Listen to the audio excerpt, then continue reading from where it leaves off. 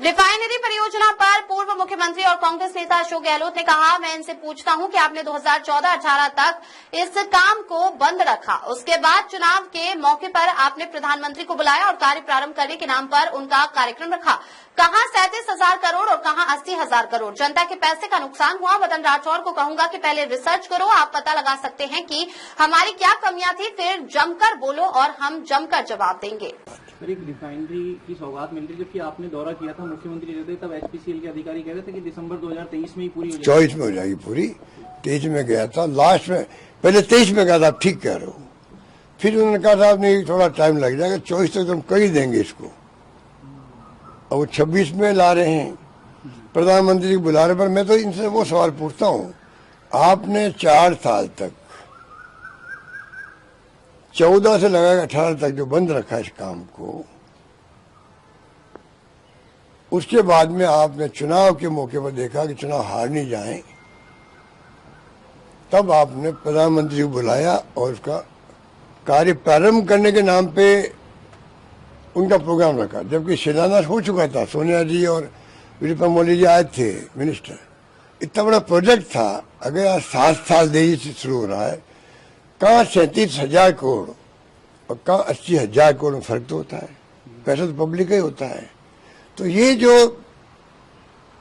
Setback लगा है refinery को, इसका दोष किसका है? पहले वसुंधरा जी को भी मिसगाइड कर दिया गया कि घाटे का सौदा है, और ये भी कह दिया कि पानी हमारा, जमीन हमारी, बिजली हमारी, तेल हमारा, फिर हमारी भागीदारी 26% क्यों है? तो फिर मैंने उनको समझाने का प्रयास किया। ऊपर में विपक्ष में थे, तो मैंने कहा ये गलत कह रहे हैं, भागीदारी होती नहीं राज्यों की, ना लेते राज्य सरकार, क्योंकि रिफाइनरी जो है कई बार घाटे में आ जाती है, तो स्टेट गवर्नमेंट घाटा पूर्ति करने की स्थिति में नहीं होती है। और रिफाइनरी खुद है एचपीसीएल की या आईओसी की, किसी की है, उनके कई रिफाइनरी होती है, कोई घाटे में चली गई, कोई फायदे में आ गई, वो लोग इसको सहन कर सकते हैं। इसलिए स्टेट गवर्नमेंट, हमें तो मजबूर किया गया कि हम रिफाइनरी में तब आगे आएंगे तब अगर स्टेट गवर्नमेंट 26% भागीदारी लेगी, इसलिए मजबूरी में भी लेना पड़ा। और आपको भ्रम है कि ये कम भागीदारी ली है, तो ये गलत है। ये मैंने उस वक्त भी कहा था। तो ये तमाम बातें मैं कह चुका हूं पहले। अब इन्होंने जो जिनको ABCD नहीं मालूम है, उनको बैठा बैठा करके प्रेस कॉन्फ्रेंस करवा रहे हैं रिफाइनरी के बारे में। अरे बैठाना था तो वसुंधरा जी को बैठाना था।